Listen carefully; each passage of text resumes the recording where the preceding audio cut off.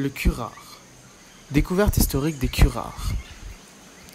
Découvert en 1596 par Laurence Kermis lors d'une expédition en Guyane, le curare est un extrait végétal purifié de la plante Chondodendron Tomensum, une liane présente dans les forêts amazoniennes. La D-tubocuranie, substance de référence des curares, a pendant longtemps été utilisée par les Indiens d'Amérique centrale pour ses propriétés paralysantes, utile lors de la chasse. Pendant les 5 premières minutes, la substance provoque une paralysie des membres inférieurs, qui se répand par la suite aux muscles respiratoires, entraînant la mort par asphyxie. L'action des curares au niveau cellulaire et moléculaire.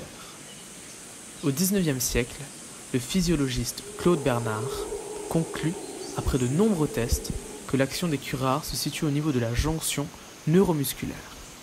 Car après application de la substance, on observe chez l'animal l'absence d'effet d'une stimulation nerveuse sur la contraction musculaire, alors que celle-ci est possible lorsque le muscle lui-même est stimulé.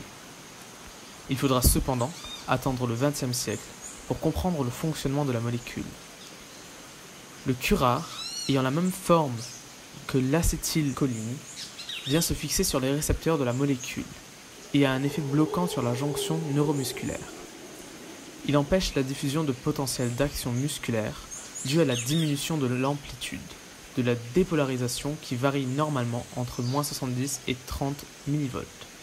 Le message nerveux n'arrive pas aux synapses neuromusculaires, donc le réflexe myotatique n'est plus possible, ce qui entraîne une paralysie, voire la mort.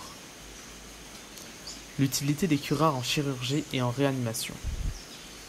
Les propriétés myorelaxantes des curares non dépolarisants sont utilisées dans le milieu médical, notamment pour faciliter l'intubation endotrachéale et la ventilation artificielle contrôlée.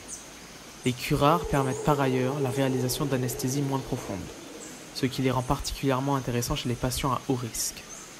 En réanimation, l'utilisation d'un inhibiteur de l'acétylcholinestérase va permettre d'augmenter la quantité d'acétylcholine présente au sein de la jonction neuromusculaire et par compétition de fixation sur les récepteurs nicotiniques permettre d'accélérer la disparition des effets myorelaxants.